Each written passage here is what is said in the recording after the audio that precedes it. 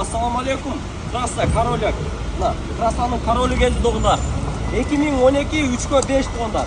Гибрид, мына белый жемчугсыз өтті тоғындар. Киндегі мына Краун атлет іздеген, Краун іздегендер болса, көріңіздер тоғындар. Өте жақсы балда тоғындар.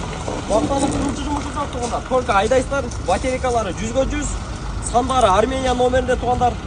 Документтері жақсы дейді, өзгөчө титан дискаларда тұрады. Резинаның состоянияларда жақсы тоғындар. Баштанын қылчы жұмысы жоқ. Салондорына назар саламыз.